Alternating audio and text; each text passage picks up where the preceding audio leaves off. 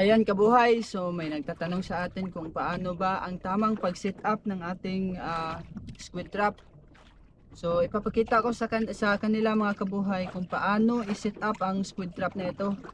So ito yung ginamit ko na pang palundag mga kabuhay. Ayan. So ganito lang kalaki yung bato. Ayan, para madaling makuha yung kayang-kaya lang ng ating pwersa. Ito, so isa-set up na natin kabuhay. Yan, so panoorin nyo at baka may idea kayo at para may idea kayo, no? So ito yung gawin natin. So ilalagay natin ito. Ayan. So ayan mga kabuhay, ayan. So paglagay natin, so itong ating squid trap o bubo trap mga kabuhay, ayan. So naglalagay kami ng ganito, yung malaking pisi. Ayan, so dito natin ilalagay. So apat na dipa pala ito mga kabuhay, yung pangpalundag, yung bato. So apat na dipa, tapos lagyan natin ng bubo pang apat na dipa. Ayan, so ganito yon kabuhay.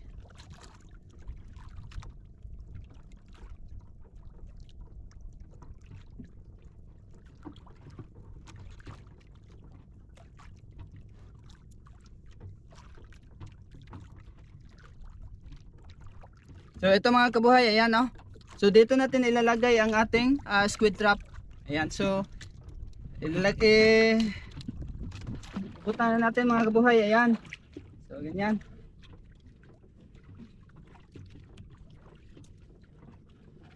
So dito naman kabuhay, yung sa ating squid trap, magdidipa rin tayo ng apat na dipa. Ayan.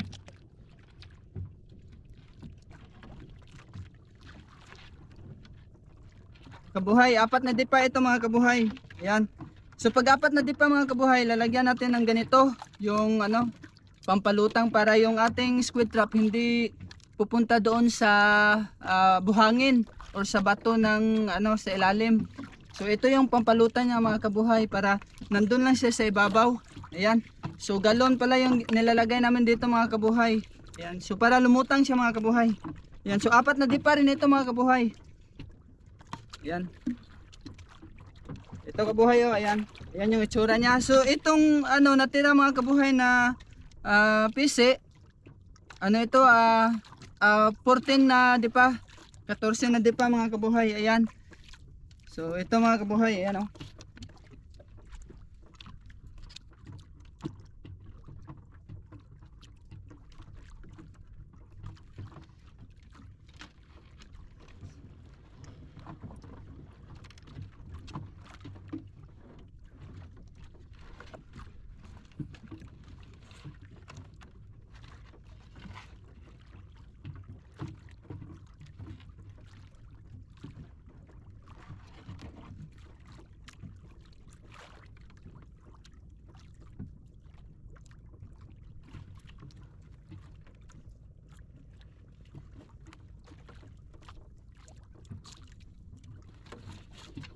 Ayan kabuhay, so 14 na di pa ito mga kabuhay. Ayan oh.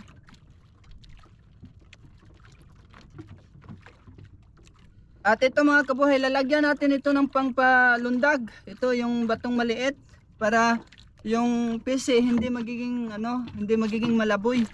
Ayan. Ayan mga kabuhay. So ito yung itsura niya sa ibaba mga kabuhay. So ito yung palatandaan natin na nandito yung ating squid trap. Ayan oh. So ayan lang mga kabuhay. So napakadali talaga. Ayan. So ganyan lang mga kabuhay. Sana na watch and learn mga kabuhay.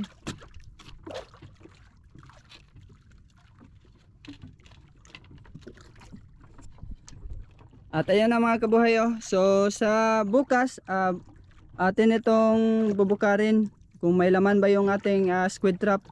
So ito yung spot natin dito mga kabuhay. Ayan.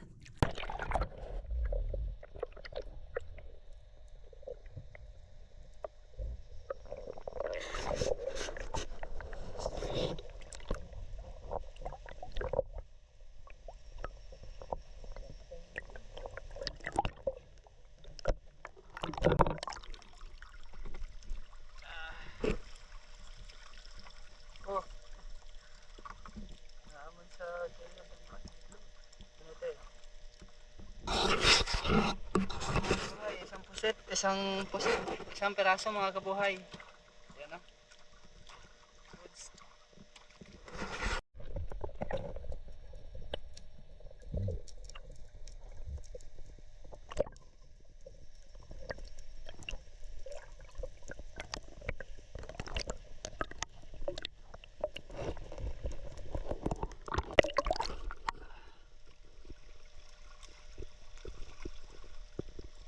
Isang piraso mga kabuhay.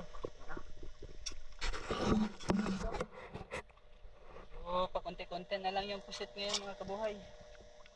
Ayan.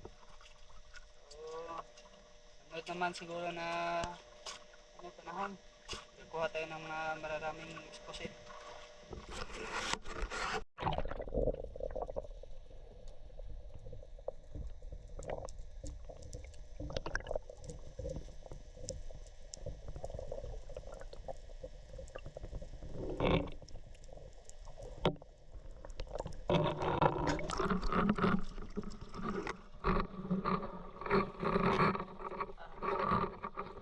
Mga piraso mga kabuhay. Butin lang may 2 piraso pa mga kabuhay. Nahuli sa atin ngayon. 2 piraso. Mga good size ah. So, yan mga kabuhay. Oh. Ito yung isa mga kabuhay. Yan.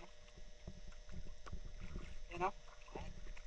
So 2 piraso. Pakunti-kunti lang talaga yung laman ng ating squid trap mga kabuhay kasi yung buwan is medyo wala na. So sa sunod naman na buwan, atin naman itong i-prepare para sa sunod para makahuli tayo ng marami. Ayan mga kabuhay.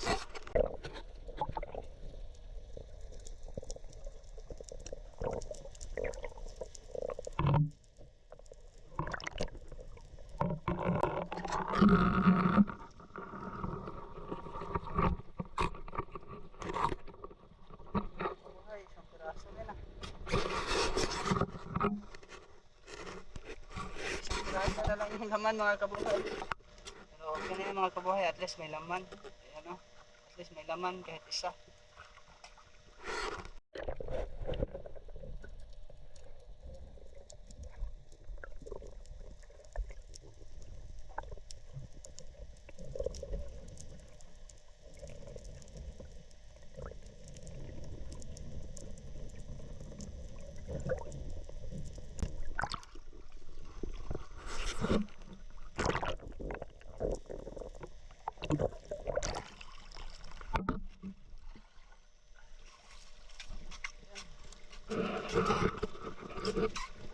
Dalawang piraso mga kabuhay. Ayan.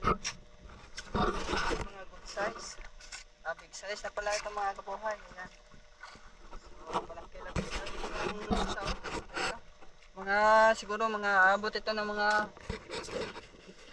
kalahating kilo mga kabuhay. Ayan. Ito mga kabuhay.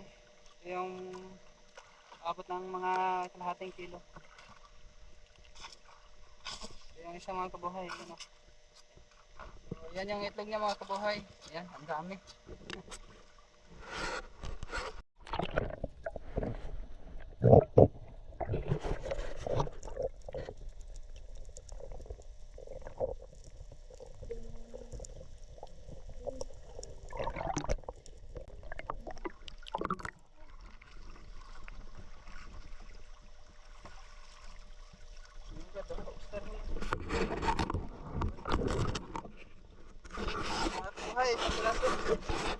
At ito yung panghuling squid trap natin. So isang piraso lang yung laman.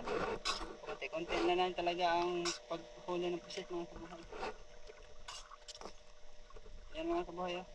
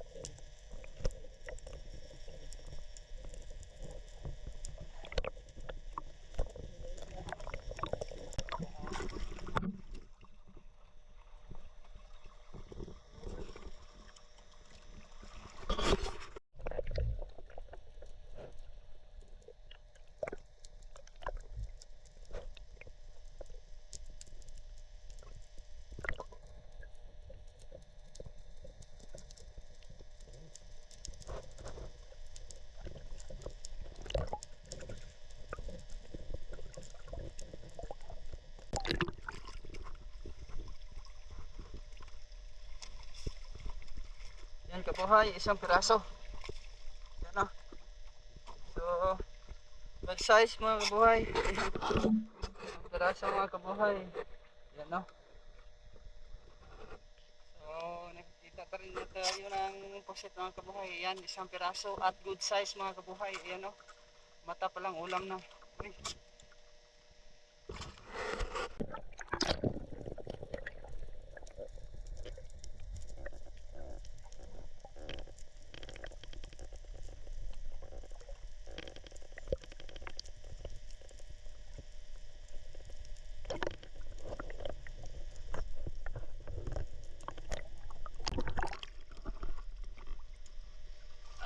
Ito mga kabuhay, grabe.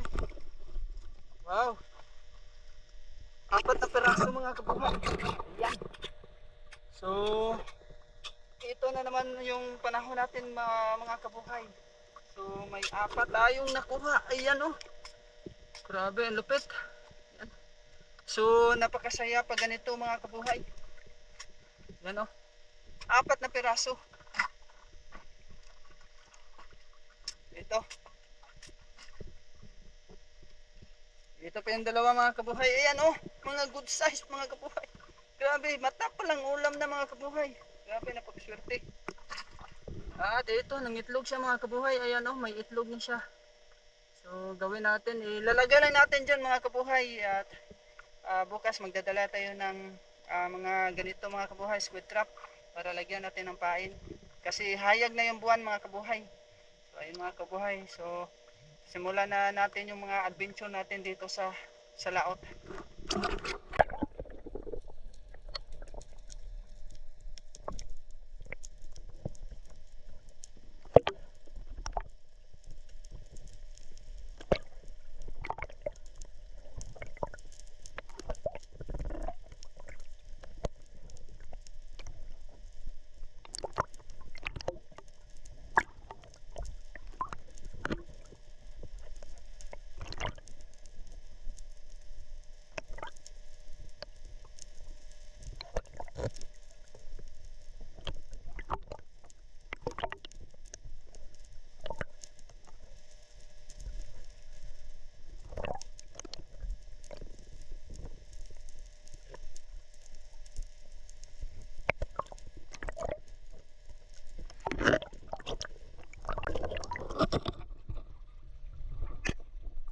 Ito na nga mga kabuhay. Ang lalaki mga kabuhay oh. Yan oh. Grabe ang lalaki. Yan. Grabe, napakaswerte mga kabuhay. Ayan oh. Grabe ang dami. 2, 4. Grabe, 5 piraso mga kabuhay. Napakaswerte talaga sa ating spot ngayon mga kabuhay. Ayan oh. So dami na tayong pangpain mga kabuhay. So pawang mga good size pa mga kabuhay. Ayan oh. Ito kabuhay oh. Ayan. So medyo nababalda na ito mga kabuhay. Pero good siya yan. Ito pa yung isa mga kabuhay oh. Ayan. Ayan oh kabuhay. Ito grabe, 5 piraso mga kabuhay. Good size lahat. Ayan oh. At ito yung dalawa mga kabuhay. Ayan. Ayan mga kabuhay oh. Grabe. Good size. At ito mga kabuhay, ito yung itlog niya. May pangpain na tayo sa iba nating squid trap mga kabuhay. Grabe, napakaswerte talaga sa spot na ito mga kabuhay. Grabe. So sana magtuloy-tuloy ang ganitong swerte. So kaya, ayan mga kabuhay. At ito yung nakuha natin sa araw na ito mga kabuhay. Ayan.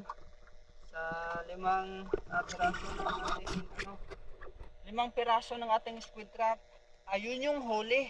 So napakaswerte ang mga kabuhay kasi 5 squid trap lang pero ganito na yung huli mga kabuhay. Ayan oh. So paano pa kaya kung marami mga kabuhay? Ayan oh. So grabe.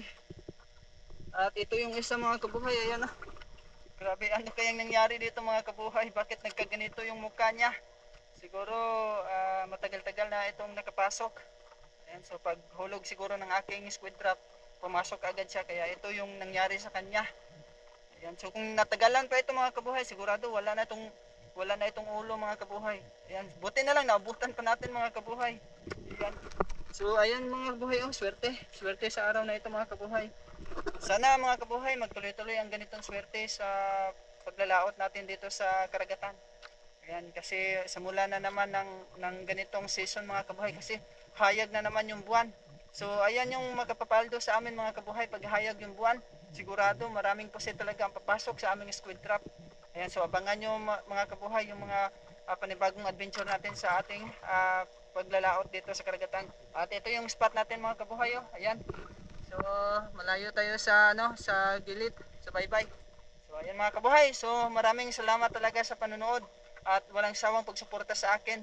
Sana suportahan niyo pa rin ako kahit ganito yung aking ginawang content para sa inyo. So maraming salamat talaga mga kabuhay. God bless us all mga kabuhay.